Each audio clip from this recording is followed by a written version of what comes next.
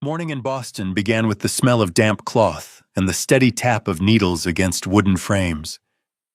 Seraphine Vale sat close to the window, where the little light that existed managed to slip into the narrow boarding room she shared with two other seamstresses. The space was small enough that every movement required permission through silence. She bent over her work stitches, straight and firm hands trained to produce durable seams for other people's lives, while her own was held together day by day with careful mending. Seraphine was a black woman. In Boston, this was not a public sentence, but it was something that followed her quietly, like a shadow. She had learned not to lower her head, and not to expect favor. She lived by her own labor, proud enough to go hungry rather than ask for help. The knock came in the middle of a light, persistent rain. No one knocked on their door at this hour. Seraphine stood, opened it, and accepted a thin envelope from the postman. The edges of the paper were damp, the handwriting neat and unfamiliar. It was not a sewing inquiry, not a bill, not anything she recognized. She closed the door, sat on the bed, and opened the letter. The news was written plainly. A relative she had once been close to, who had left Boston many years earlier, had died in the West. In his will, he had left her an entire parcel of land and a working cattle ranch in Colorado. Seraphine read it again. Then again. Not because she did not understand, but because she did not know what she was supposed to feel. That relative existed in her memory only as a blurred figure, a quiet man who once sat for a long time on the steps of her mother's house, speaking of land so wide the sky seemed to have no edges. Then he left and never returned. Her mother died. Life pulled Seraphine into a narrow cycle of work and survival. She had assumed he had forgotten them, but he had not. The room remained unchanged. Rain tapped steadily on the roof. The other seamstresses continued working, unaware that a road had just opened between themselves and her. Seraphine folded the letter and placed it in her coat pocket. No one asked. She did not speak. 3 weeks later, Seraphine sat on a train leaving Boston. The city slid backward past the window like an old painting. Rows of houses, streets, gas lamps, all of it dissolved into distance. She wore a simple black dress, unadorned without jewelry. It served as mourning clothes and as a farewell to a life that had promised nothing more. The eyes of others on the train lingered on her longer than necessary. Some were curious, some wary. Some carried judgments Seraphine had known all her life. She did not look back. She looked outward where the landscape thinned, where the sky opened wide enough to make people feel honestly small. When the train stopped in a small western town, Seraphine stepped down with 2 compact suitcases. No one waited. Only wind dust and a line of wooden buildings standing still, as if long accustomed to watching people arrive and leave.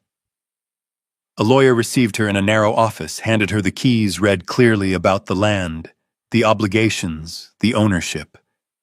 Then he mentioned the neighbor to the east.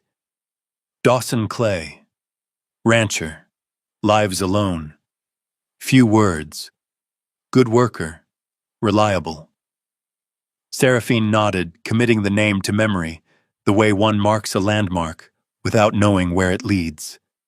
Late in the afternoon, the wagon stopped in front of the ranch. A small wooden house, solid. Old barns still usable. In the distance, sparse cattle moved slowly in the light of dusk. There was no welcome, no promise, only a wide stretch of land waiting to be carried. Seraphine stood alone on the porch, the key heavy in her hand. For the first time in her life, she owned something large enough to change her fate. And for the first time, she understood clearly that ownership did not mean knowing how to live with it. The West did not promise kindness, and no one promised to save her. The first night at the ranch refused to sleep alongside Seraphine. The fire in the stove burned unevenly, flaring up and then shrinking back as if testing her patience. Wind slipped through the cracks in the wood, carrying the scent of wet grass, and something wilder, the smell of land, not yet accustomed to a stranger's steps. From a distance came the movement of cattle insects, woven into the sound of wind, and now and then a sharp, unfamiliar noise that made Seraphine sit up, heart racing, hand gripping the edge of the blanket. She lay awake staring at the slanted ceiling, where moonlight painted pale patches, and thought of Boston. Not with longing, but with an instinctive comparison. There nights held the sound of wheels, late footsteps, a city soothing itself. Here night opened into a silence too wide. Seraphine understood then this land did not know how to comfort. Morning arrived early without warning. A rooster's cry tore through her shallow sleep. Seraphine sat up exhausted, her head heavy as if she had never rested. She put on a simple cotton dress, tied her hair back, and stepped onto the porch. The early light exposed everything with a blunt honesty. Fences leaned in several places. Rotten posts showed old cracks. The barns needed repair. The water in the eastern ditch was cloudy and clogged with dead leaves. Farther out, cattle stood scattered, a few drifting closer to the fence, dark eyes fixed on her as if deciding what she was, a new owner, or just another strange presence that would soon disappear. Seraphine stood still, trying to gather everything into an order she could understand. She knew how to measure cloth, how to keep a seam straight, how to turn loose pieces into something that held. But here there were no guiding lines, no frame, no clean cut of scissors, only too much to do and nothing willing to stay still long enough for her to learn. She walked to the fence and placed her hand on the cold barbed wire. One post wobbled. She pushed it, leaned farther. Seraphine pulled her hand back, a sharp rush of helplessness rising in her chest. She did not know where to begin. And worse than that, she did not know whether she was enough to begin at all. By noon, she went into town to buy the bare necessities. The general store was quiet. When she stepped inside, an unfinished conversation stopped short. Eyes lingered on her longer than necessary. A black woman. Alone. A landowner. The words were not spoken, but they hung in the space between those looks. Seraphine kept her back straight, her voice clear as she asked for nails wire and a few small supplies. The shopkeeper answered politely, though his curiosity was plain. When she stepped back outside, the feeling of being measured clung to her like dust on her boots. She did not lower her head, but her steps were heavier. Late afternoon, Seraphine returned to the ranch and set the supplies down on the porch. She stood in the yard and slowly turned in a circle, as if looking long enough might cause everything to arrange itself. But this land did not bend to wishes. It demanded knowledge, strength, and a familiarity she did not yet possess. She sat on the porch steps, hands resting on her knees. For the first time since leaving Boston, Seraphine allowed herself to doubt. Not the decision to come, but her ability to stay. What if this place was not meant for her? What if the land itself was a cruel mistake? A sound cut through the thought. Hooves, unhurried, unforced. A steady rhythm known to this ground. Seraphine looked up. From the east, a rider approached his seat, firm, his movement in harmony with wind and grass, as if he had belonged here for a long time. The last light of day slid across his shoulders, shaping a calm figure so natural it made Seraphine hold her breath. She stood, brushed the dust from her dress, her heartbeat slow and clear. She did not yet know who he was, but she knew this for the first time the land had moved toward her on its own. The rider stopped a few steps from the porch and did not dismount at once. The horse stood still, breathing evenly, as if both of them were used to waiting. The man removed his gloves, rested a hand on the saddle, and only then swung down to the ground. Every movement was clean without excess. Seraphine noticed that before she properly saw his face, he took off his hat and gave a brief nod. No polite smile, no curious stare, just a short acknowledgement that she was here, and so was he. "Good afternoon," he said. His voice was low, steady, unhurried. "Dawson Clay, ranch to the east." Seraphine answered, giving her name. She stood straight, arms at her sides, keeping her breathing even. His eyes stayed on her a beat longer, moving from her face to her hands, then past her to the fence behind. Not judging her appearance, assessing, as if he were reading a map where the signs lay beyond words. "You been here long?" Dawson asked. "First night," Seraphine said. He nodded, eyes shifting toward the cattle. "That's long enough to know this place isn't gentle." There was no mockery in his tone, just a fact placed between them. Seraphine felt her jaw tighten. She did not like being judged, but she disliked being comforted even more. "Bernard left you this land." Dawson continued, as if connecting pieces he already had. "He worked alone. Tough. Didn't talk much." "He was a relative," Seraphine said. "I didn't know him well." Dawson nodded. He took a few steps toward the fence, set his hand on the barbed wire and pulled. The wire sagged. He let go and turned back to her. This time his gaze was direct. "You ever run a ranch?" The question came straight without softening. Seraphine did not avoid it. "No." Dawson was silent for a moment. Not to unsettle her, but to weigh the answer. "You know how to do anything out here, no?" Seraphine repeated calmly. "But I will learn." His eyes narrowed slightly, not in irritation, only focus. "Good intentions don't feed cattle," he said. "Don't fix fences. Don't get you through winter." The warning landed cleanly. Seraphine felt it strike something deep in her chest where fear had already been waiting. She drew in a breath and did not step back. "I didn't come here to be reassured," she said. "And I didn't come here to be driven off." Dawson looked at her, then really looked. Not at the land. Not at the repairs waiting to be done. At the person standing in front of him. Seraphine held his gaze, refusing to yield. She knew she was trembling slightly, but not from fear. She had put her words down, and she would not take them back. "You could sell," Dawson said. "Fast. There are men who'd buy." "And go back to Boston?" Seraphine asked. To keep living a life with no way out, he did not answer right away. Wind passed through the porch, carrying the smell of dry grass.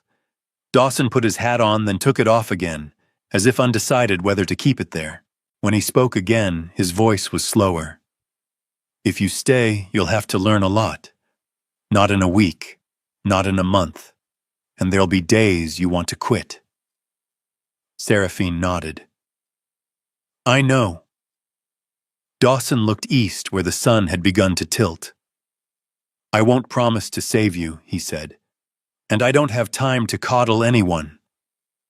She did not reply. Not because she had nothing to say, but because she was listening for what came next. "I can teach you the basics," he went on. "Cattle, fence work, water. What matters. I won't charge." Seraphine frowned. "Then what do you want in return?" "When I need it," Dawson said. "You help me. Roundups, heavy work, not much, but when it counts." She studied him, searching for signs of charity or control. There were none, only an offer laid out plainly without disguise. Why, she asked. Dawson gave a small shrug. "An abandoned ranch next to mine isn't good for anyone, and Bernard helped me once the same way." Seraphine thought of the sleepless night, the sagging fence, the looks in town. She thought of the one choice left to her. Then she lifted her head. "I agree," she said, "but I won't do this halfway." The corner of Dawson's mouth moved, not quite a smile. "Good," he said. "Then we start early, tomorrow morning." He put his hat on and walked back to his horse. Before mounting, he turned. Seraphine. She looked at him. You'll have to work hard, he said, and learn fast. She nodded. I've done that my whole life. Dawson mounted and rode east. Seraphine remained where she was, a feeling in her chest, both lighter and heavier than before. She had accepted a hand, not one that pulled her up, but one that pointed the way, and she knew the road ahead would not bend for her. Mornings began earlier than Seraphine had ever known.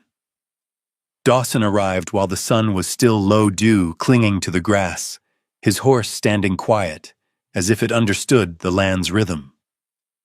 There were no unnecessary greetings. He set his tools on the porch pointed toward the cattle, and the work opened before her like a book without an index. He taught her to move slowly among the herd, to keep just enough distance so they would not spook. He taught her to watch ears' eyes posture small signs that spoke more clearly than sound. Seraphine followed carefully, sometimes too carefully. When a calf darted sideways, she startled and stepped back half a pace. Dawson placed a hand on her arm and held her there. Don't turn your back, he said quietly. Just stand your ground. The touch was light, but firm enough to carry a clear message she was not alone on this wide stretch of land. Seraphine drew a steady breath and held her place. The calf paused, looked at her for a moment, then turned away. Dawson released his hand. No praise, no correction. Just a nod. They moved on to water. The eastern ditch needed clearing. Dawson showed her how to read the flow, how to pull away dead leaves without clouding the water too badly. Water is life, he said, crouching as his rough hand skimmed the surface. Lose water, you lose everything. Seraphine memorized each motion, each pause. She worked slowly, hands coated with mud, her dress stained. She did not complain. When she erred, she did it again. The fence came next, heavier work. Barbed wire was cold and unforgiving. Dawson handed her the pliers, showed her how to stretch the wire, how to drive posts so they would hold. Seraphine tried. The post leaned. The wire snapped back. A small scratch appeared across the back of her hand. She pressed her lips together, switched hands, and tried again. Dawson watched without rushing in. Only when the wire threatened to snap again did he step forward and hold it with her. Two hands gripping the same strand of steel. They stood close enough that Seraphine could feel his even breath near her shoulder. Their eyes met for a brief moment, long enough for both to recognize how near they were standing. Dawson let go first. Again, he said, slower. The barns came last. The smell of old wood and dry hay hung in the air. Dawson showed her how to arrange tools, how to hang them, so they could be found when needed. Don't let the work look for you, he said. You look for it. Seraphine listened and began to understand that this place demanded more than strength. It demanded order. The day passed in a chain of small tasks. At noon, she invited him to share a simple meal, eggs, bread, weak coffee. Dawson ate without comment. Only as he set the cup down did he say, "The coffee will get stronger." She smiled a rare smile that rose without effort. The afternoon sun grew harsh. Sweat traced down Seraphine's back. Her arms ached until they trembled slightly. She did not stop. Dawson noticed. He shifted the pace, changed tasks without saying so. When she staggered, lifting a sack of feed, he stepped in and took the weight with her. This time, his hand stayed a moment longer.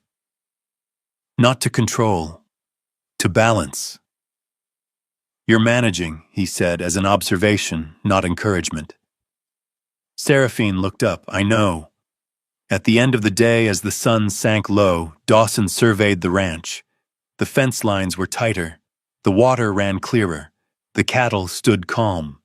He turned back to Seraphine, her hands dirty, her dress streaked with mud, her back straight. Better than yesterday, he said. That was all. Yet to Seraphine it carried weight.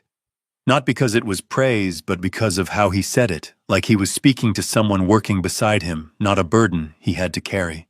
When Dawson prepared to leave, she stood on the porch and watched him go. For the first time, the feeling of being overwhelmed stepped back. In its place came another rhythm, slow, steady, something that could be learned. As the light faded across the pasture, Seraphine understood something clearly: Dawson. Clay did not look down on her. He did not stand above her and point the way. He stood level-set the work between them and let her step into it herself.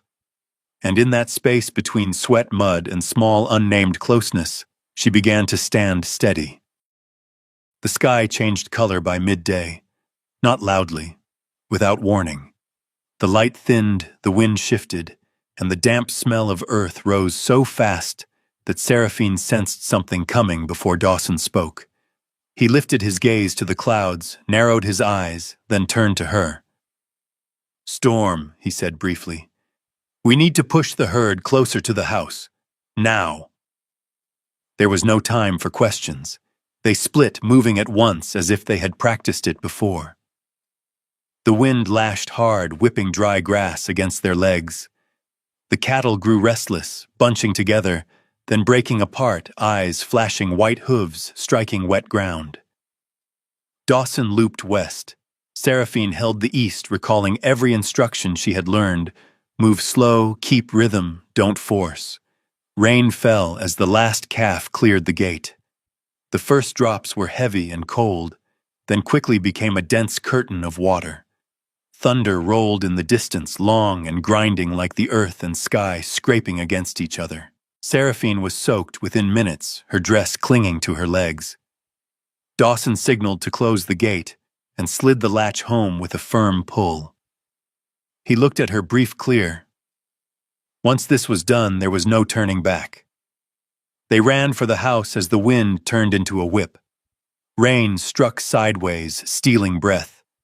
Inside the small house met them with the scent of warm wood and a fragile stillness. Seraphine lit the fire, her hands shaking with cold. Dawson set down the saddle, removed his coat, and hung it on a hook. Water streaked across the floor. "You should change," he said, not looking at her. "You'll get sick." Seraphine nodded and went upstairs. Wet fabric dragged heavy buttons, stiff with cold. She changed into dry clothes, her hair still damp, tied back. When she came down, Dawson had changed into a shirt, kept there broad across the shoulders, smelling of wood and smoke. He was setting a kettle on the stove. The fire burned more evenly now. They sat facing each other, each in a chair. Rain hammered the roof. Thunder split the sky, lightning flaring through the room before fading back to dark. Seraphine lifted her cup, warmth spreading into her hands. Dawson watched the fire as if listening to something beyond the walls. "Are you afraid?" he asked, his voice low, unhurried. Seraphine thought of her first night of wind, slipping through cracks of strange sounds in the dark. "No," she said. "Not the way I was before." He nodded. "Fear can be useful. Panic isn't." They were quiet for a while. The fire crackled. Then Seraphine spoke slow and steady, as if speaking to herself. "I left Boston because I had nothing there worth holding on to. Here, I have too much to learn." Dawson raised his eyes. "I stayed because this is the only place I know," he said. "My parents died early. I learned ranching by making mistakes, a lot of them." Seraphine looked at him. For the first time, the conversation was not about work. "Do you ever feel lonely?" He didn't answer right away. Thunder rolled again closer. "Yes," he said at last. "But loneliness isn't always a bad thing. It forces you to listen." Seraphine nodded. She understood that feeling, listening to yourself in a space no one fills. Their eyes met and held longer than usual.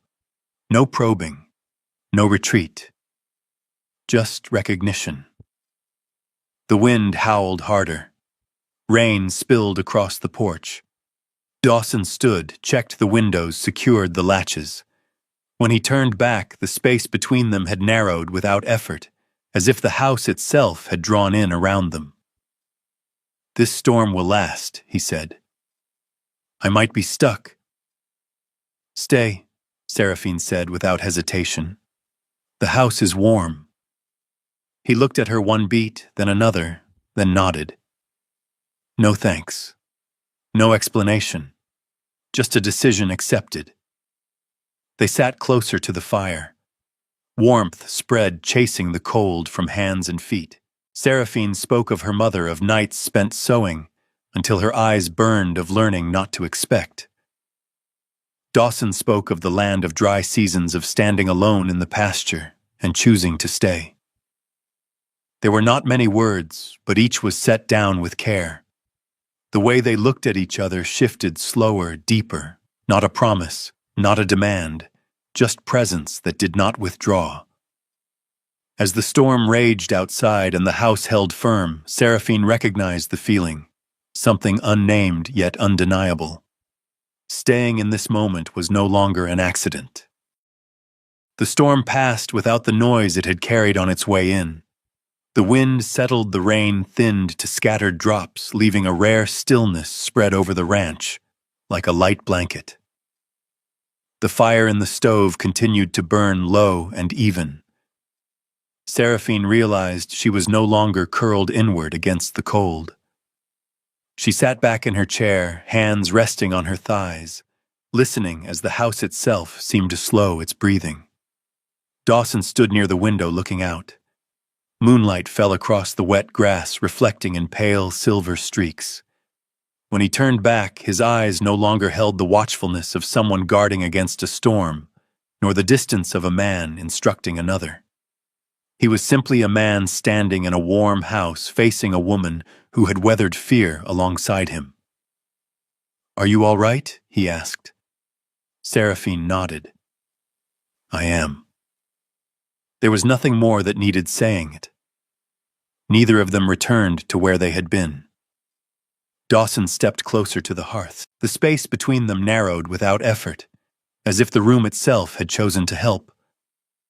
Seraphine felt his warmth, not the heat of the fire, but the steadiness of his presence. "Seraphine," he said her name slowly. "I don't want to go beyond what you're ready for." The words were placed like a boundary, not an invitation. Seraphine looked at him, at the care in his eyes, at the way he kept his hands at his sides, not moving closer. She understood this was not a moment of being carried away. It was a moment of choice. She stood and took one step toward him. Just one. "I don't want to be led," she said.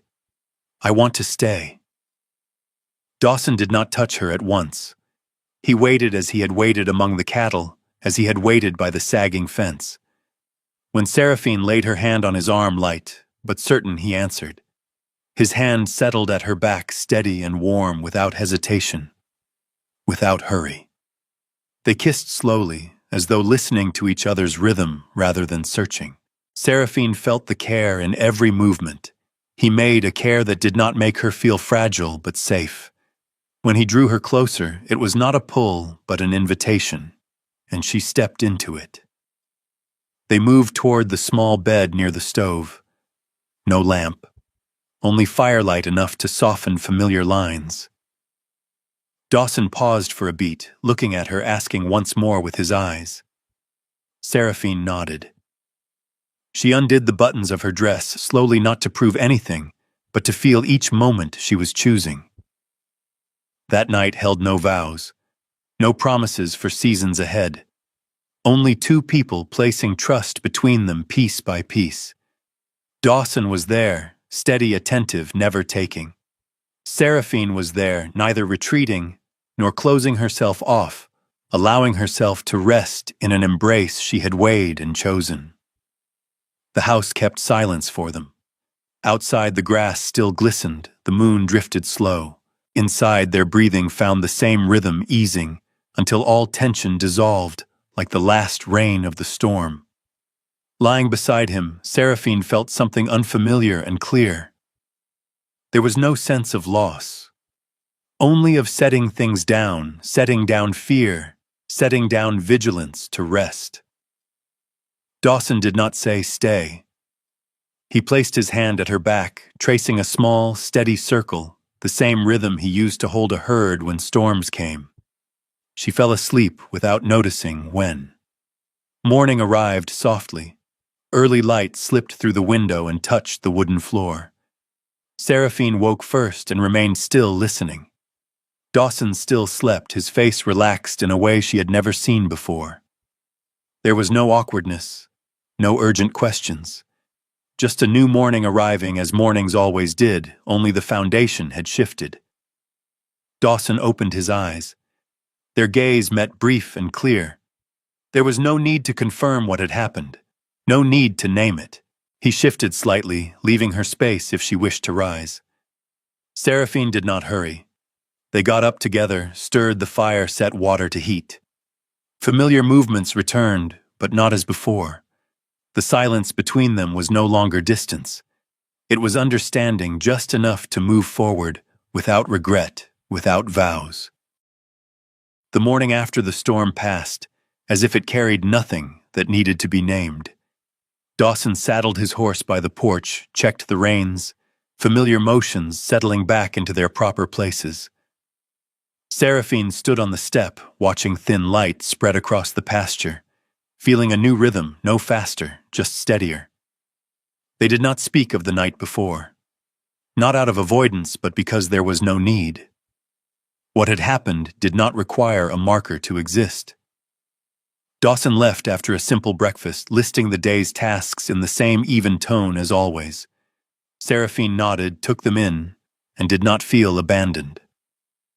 When the sound of hooves faded, the house held its warmth as if it had learned how to wait. The days that followed returned to work, regular, specific. Seraphine grew more proactive. She checked the water before Dawson mentioned it, reinforced a weak stretch of fence without needing him beside her. She kept notes, tested, failed, tried again. Her hands grew used to pliers and hammer. Her steps learned the paths through the herd. Confidence arrived quietly, like water soaking into soil. Dawson noticed in small ways. He came early one morning and found the fence tightened. He paused at the ditch and saw the water running clearer. He did not praise her at once. He asked, "How did you do it?" Seraphine explained, slow, clear. Dawson listened, nodded. For the first time, he said, "That works." After that, he began asking her opinion more often. Not on big decisions, but on the daily ones, how to angle a drive, how to arrange the barn, how to divide the hours. Seraphine answered when she was sure, stayed quiet when she was not. She did not push forward, and she did not pull back. Respect between them thickened without needing a name. They kept boundaries. Dawson did not stay overnight at Seraphine's house again. Seraphine did not go to his ranch after dark. When hands brushed during work, neither flinched nor held on. Eyes sometimes lingered, then moved away on their own. Not from fear, but from understanding what they were building needed time to stand. In town, looks began to change. The shopkeeper nodded first. A woman asked Seraphine about chicken breeds. An old man remarked that the eastern fence had been fixed clean. No one spoke it outright, but recognition arrived through small things, and when Dawson stood beside Seraphine in the store, he did not place a hand at her back, and he did not step away. He stood where he belonged, close enough to be seen, far enough not to eclipse. There were whispers. Not many. Just enough for Seraphine to know she was being watched differently. She did not attend to them. She cared about steady cattle water that held, and what the next season would demand. Her self-command gave the whispers nowhere to settle. One afternoon, with the light softening, Dawson stopped by the porch and watched Seraphine writing. "Next week I'll need to gather the herd," he said. "Which side do you think we should start from?" Seraphine looked up, considered, then pointed west. "The wind usually turns late in the afternoon. Starting early will be easier." Dawson nodded. We'll do that. The words were brief, but they landed like a foundation stone. Seraphine felt their weight, not authority, but trust. Night came, and each returned to their own house. Seraphine lit the lamp, reread her notes, corrected a few lines. She was no longer standing in the yard, turning in circles, unsure where to begin. She knew tomorrow's work and the day after. When wind slipped through the cracks, she did not startle. The house had learned her breathing. At the eastern ranch, Dawson sat on the porch, wiping mud from his boots. He thought about choices that did not need rushing, about standing level instead of ahead. He knew what they shared did not need to be sealed with promises to be real. After that night, they did not rush. And because of that, what was forming between them moved slow enough to last clear enough not to lose its way, a mature, quiet rhythm where each stood firm in their own life and stepped forward when the time came. The town did not change because Seraphine walked into it. The wooden buildings remained where they were. The dusty road still knew the weight of wagon wheels, the church bell rang, at the same hour as always. What changed was how she moved through those places, back straight steps, steady, no longer carrying the sense that she had to ask permission with her eyes. She began to take part in small, ordinary gatherings, a brief church meeting, to discuss repairing the roof before the rains, a chicken breed exchange behind the general store, an afternoon helping an older woman crate apples for a shipment heading north. Seraphine did not talk much. She worked, and her work was seen. Some looks still lingered longer than necessary. A black woman, alone, a landowner. Those words did not vanish with time, but they weakened when faced with what could not be denied: fences repaired cleanly, water flowing evenly, cattle healthy roundups planned ahead. People could doubt, but they could not dismiss results. Dawson was often there, not ahead, not behind. When Seraphine spoke, he stood beside her and did not interrupt. When questions were directed at him, he let her answer if it was her part of the work. No announcements, no explanations. Just the place he chose to stand allowed things to settle on their own. People understood this was not dependence. It was partnership. At a short meeting about fixing the western ditch, Seraphine suggested redirecting the water to prevent silting after heavy rain. A young man frowned. Another asked her to explain. Seraphine answered, pointing to the sketch she had brought, her voice clear, unraised. Dawson listened, then nodded. "Do it that way," he said. The sentence was brief, but it was enough. The silence that followed was no longer doubt. It was agreement. That evening, the town gathered informally, not a festival, just long tables pulled together, food set out, children running between them. Seraphine sat with the women listening to talk of harvests, jam recipes, quick ways to mend shirts. She shared a few things she had learned, not teaching, just telling. They listened. One woman nodded. Another asked more. Slowly, Seraphine stepped into a shared rhythm without changing her voice or shrinking herself. Dawson stood a few steps away, talking with the men about cattle and wind patterns. His eyes drifted toward Seraphine now and then, not controlling, not possessive, just checking a habit that had become unnecessary because he knew she was steady. Seraphine felt the look, but did not turn right away. She was present in her own conversation. There were whispers, but they faded when they found nothing to hold on to. No public affection to judge. No declaration to twist. Only two people working alongside each other, and a woman being seen for her competence. In the days that followed, Seraphine helped a newly arrived family set up their chicken coop. She went alone. Dawson did not come with her. When she returned, he asked simply, "All right." She nodded. That was enough. They learned how to trust without supervision. What grew between them did so in a quiet, solid way. No flair, no signals. It lived in how Dawson waited for her to finish speaking before deciding, in how Seraphine reminded him to rest when the heat was too harsh, in afternoons when they looked in the same direction and understood why something should be done sooner or later. Small things, repeated steady. One evening as sunset turned the pasture gold, they stood side by side on Seraphine's porch. Neither spoke at first. The wind was light, the smell of fresh grass in the air. Dawson broke the silence. "They're starting to see." Seraphine smiled, not with pride, not with caution. "I know." There was no need to say who they were. No need to say why it mattered. What mattered more was that Seraphine could see herself standing firm, recognized not because she stood beside someone, but because she had learned how to stand in this life. And when Dawson stood beside her, it was a natural choice, one that needed no announcement. That afternoon arrived slowly, as if the sky itself wanted to stretch out a quiet space long enough for people to say what needed to be said. Seraphine had just stacked the last boards in the shed when Dawson stopped at the porch. He carried no tools. He did not look toward the cattle. He simply stood there, hands resting lightly on the wooden rail, eyes on the pasture, fading into late color. "Do you have a moment?" he asked. Seraphine nodded. They walked side by side, unhurried along the familiar path toward the western ditch. The water ran steady now, no longer cloudy. The wind was light. Everything looked as though it had settled into its proper place, and it was that sense of order that told Seraphine what was coming was not impulse. Dawson stopped. He turned to her but did not stand too close. The distance left room for words to exist without pressure.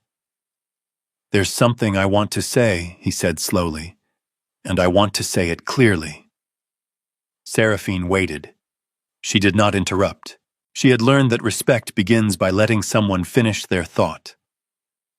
"I don't need someone to help me run the ranch," Dawson said.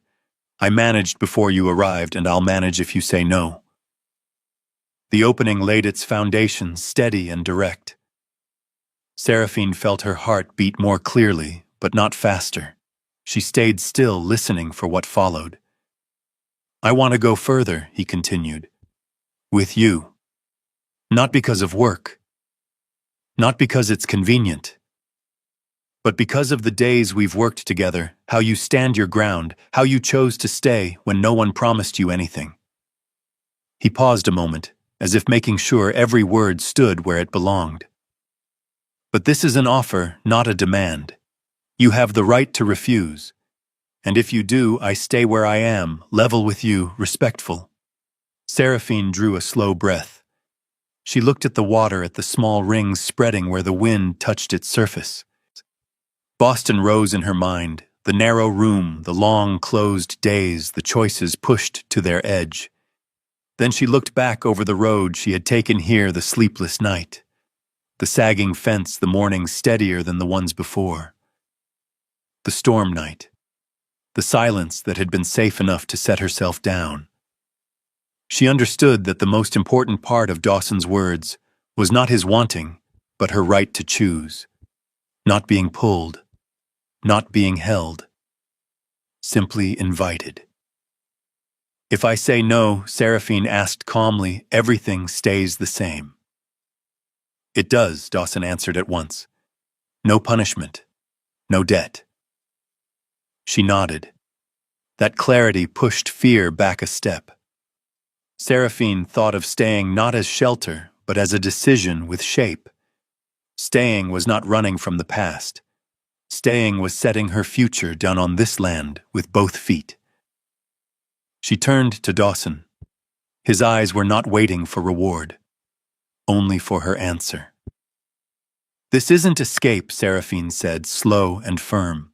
"If I agree, it's because I choose to stay. With you." Dawson did not move closer. He nodded first, as if acknowledging the choice on its own terms. "I understand." Seraphine smiled, light, unadorned. "I agree." There was no cheer, no sudden gesture. only a small shift in the air enough to let everything that followed exist. Dawson let out a breath as though setting down a weight he had carried through all the days beside her. "Thank you," he said. Not because she agreed, but because she chose. They stood together for a while watching the sun drop lower. There was no need to plan yet, no need to set a date. Respect remained, holding the shape of what they were building like a strong frame. When they turned back toward the path, their steps in parallel, Seraphine realized something simple. The decision just spoken did not lighten her with promises. It weighted her with responsibility, the weight of a free choice. And that weight made her step more steady without looking back. The wedding was not fixed by dates marked on a wall calendar or invitations written with care. It came after the roundup season, when the ground no longer carried the heavy smell of rain, when urgent work had been set down. Dawson and Seraphine spoke of it the way one speaks of a task that should be done without hurry, without show enough for people to know, and enough for them to step into it with both feet steady. The small church opened early in the morning. Light poured in through plain, clear windows.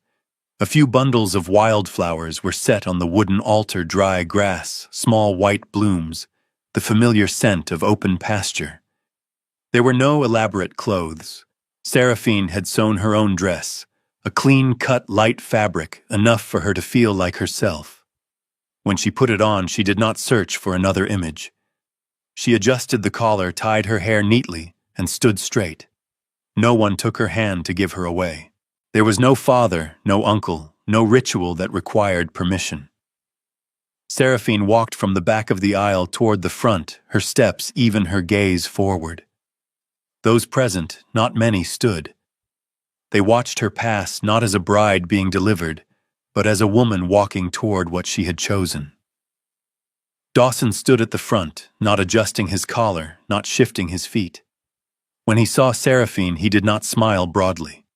His expression was calm and clear, the same look he wore when a decision had settled.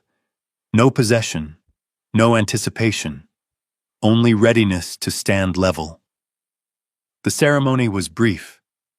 The minister spoke of commitment, of standing beside one another on days when the wind was calm and on days when it turned against them. No one spoke of salvation. No one spoke of burdens to be carried. The words were chosen with care, just enough for the two of them to understand, without asking anyone else to believe. When it was his turn, Dawson said, "I do," in a steady voice, not raised. Seraphine answered the same way, clear, without trembling. There was no moment of gripping hands to keep balance. They stood there as two people long accustomed to standing on their own, now choosing to stand together. The kiss after the blessing was brief and light. Not for ceremony, but for acknowledgement. Applause followed, measured. Someone laughed softly. A child ran past and was pulled back. The wedding ended the way it had begun, without display, without delay. Afterward came a simple meal on the porch. Bread, cured meat, seasonal fruit. People spoke in small groups. Seraphine received congratulations in nods and plain words. No one asked if she was afraid. No one brought up the past as something she had survived. They spoke of the wind changing tomorrow, of rain next week, of winter on its way. She was part of those conversations, as if she had always belonged there. Dawson stood beside her, listening more than speaking. When questions about the ranch came, he let Seraphine answer. When congratulations were directed at him, he inclined his head toward her, as if to say this was shared. No declaration was needed. Their place was clear. As afternoon fell, people drifted away. The porch grew quiet again. Seraphine gathered what remained. Dawson helped their movements familiar.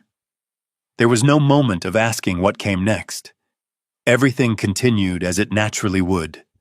They stood together and watched the sunset spill across the pasture. The wind was light. The earth smelled warm. Seraphine understood then that peace did not come from someone standing in front to block the wind, but from someone standing beside her, not pushing, not pulling. Dawson turned to look at her not as a man looking at a woman who had just become his wife, but as one looking at a companion chosen long before.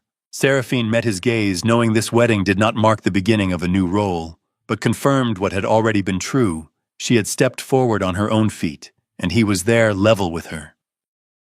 Time did not arrive in leaps. It moved across their ranch the way wind crosses open pasture, steady, enduring, leaving marks. Only those who stayed long enough would notice. Season followed season. Fences were replaced, then weathered again. Paths grew deeper under familiar steps. Seraphine learned to read the years not by calendars, but by the rhythm of her body and the land beneath it. The house grew in a natural way, not through new walls, but through sound. Children's laughter on the porch, running feet on wooden floors, evenings when the fire burned longer because someone read aloud and someone else listened. Their family formed quietly, without needing proof. Each child arrived as a continuation, not making Seraphine smaller, but expanding her in ways she had never imagined. The ranch grew as well, not from ambition to expand at all costs, but from timely decisions. Seraphine kept careful records, learned how to balance the herd, how to keep the land from being exhausted. Dawson brought experience. She brought perspective. They discussed before, deciding stayed silent, when needed yielded, when the other knew better. No one stood above. No one stood behind. Hard years came, long droughts, shifting cattle prices, and they moved through them by setting one task down at a time without panic. Seraphine began to teach. At first, small things: how to tighten wire, how to read water flow, how to stand still among cattle so they would not spook. Then, larger things: how to keep rhythm when tired, how not to quit after mistakes. When a young woman arrived in town with empty hands and a familiar fear in her eyes, Seraphine did not ask why.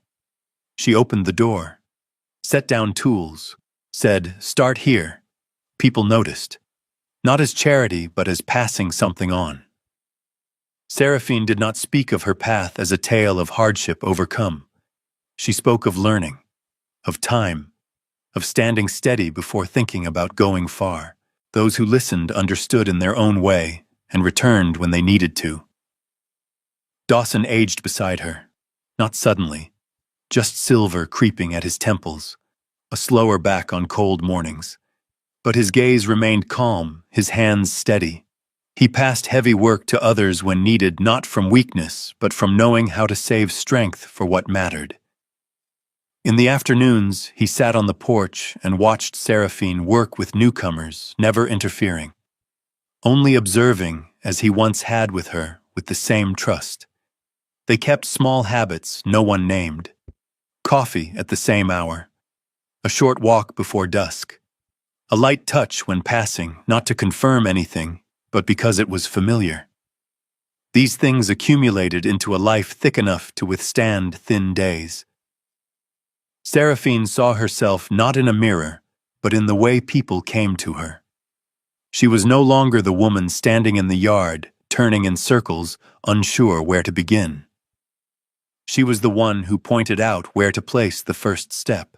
Gratitude came not as a gift, but as a steady current gratitude for land that held for work, that taught for the man who chose to stand level. There were evenings when they sat in silence. Wind moved across the porch. Children slept. Dawson placed his hand over hers, a gesture so familiar it no longer required thought. Seraphine leaned into it, not from weariness, but because she could. Maturity to her was not becoming rigid, but knowing when it was right to soften. In the years after, their ranch became more than a place of work. It became a place where people learned how to stay with the land, with the work, with one another. And within that flow of time, Seraphine knew exactly what she had: not a beautiful ending, but a life chosen every day through patience and trust. Morning arrived gently, as if it did not wish to disturb what had already settled. A thin veil of mist clung to the grass. Sunlight touched the ground, slowly revealing familiar paths around the ranch paths, shaped by years of staying, not by original intent. Seraphine stood on the porch, coat on, drawing in a long breath. Dawson had been out since early, his footsteps blending into the rhythm of the land they shared. The wagon came as the sun cleared the eastern fence. No commotion, just the soft grind of wheels on gravel. Seraphine saw the girl step down. Young, slight, a small suitcase, eyes both hardened and lost in a way Seraphine once knew well. She did not ask many questions. She had learned that some people come west not to be examined, but to be seen. "Good morning," Seraphine said, warm and unhurried.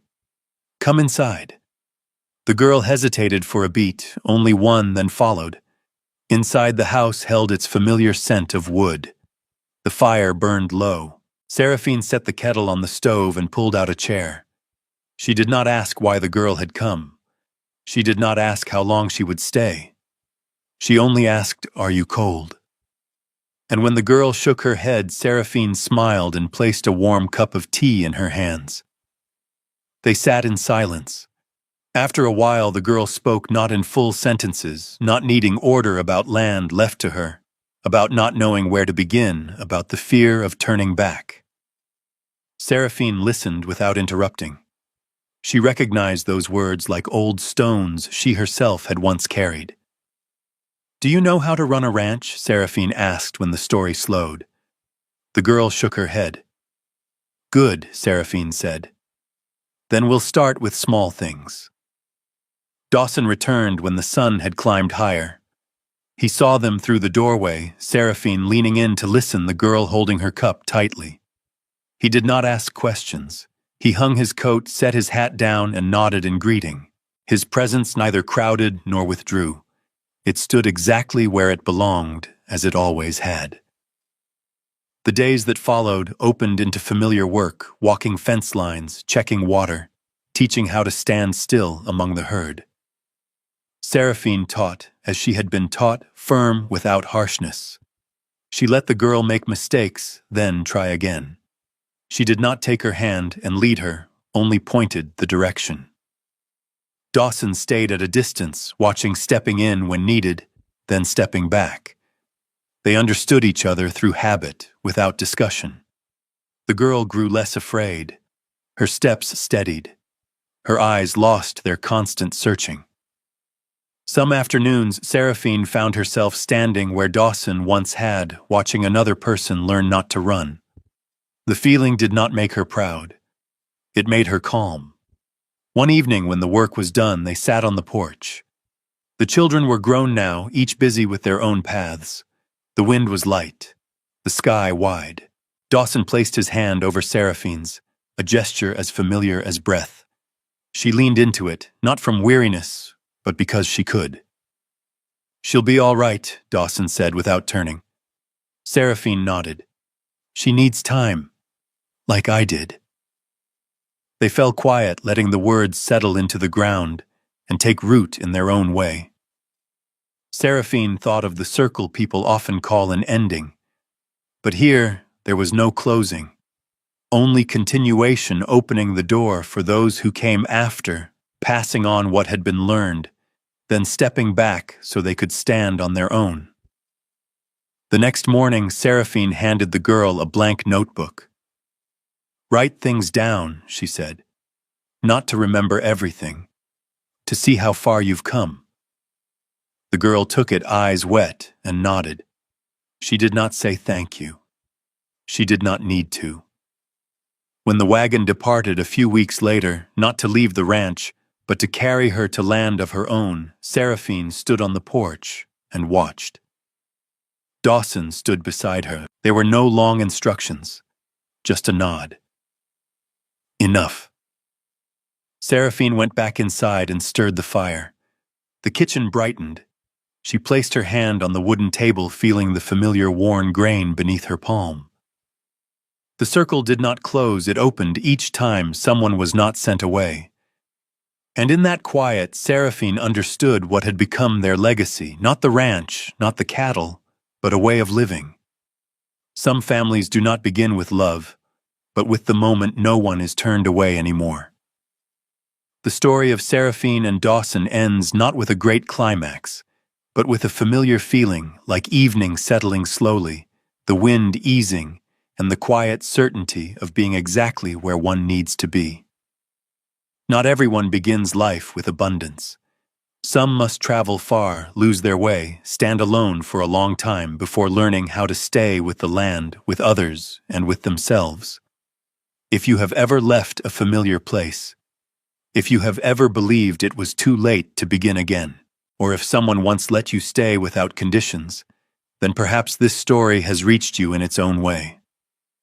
We believe that at any age, people still have the right to choose a life of peace, of dignity, and of slowness among what is kind. If this story brings back a memory, a companion, or a season of your life you hold dear, we invite you to share your thoughts in the comments. We would truly value reading your real stories. And don't forget to like, subscribe, and comment so we can continue sharing these Western stories where no one is left behind.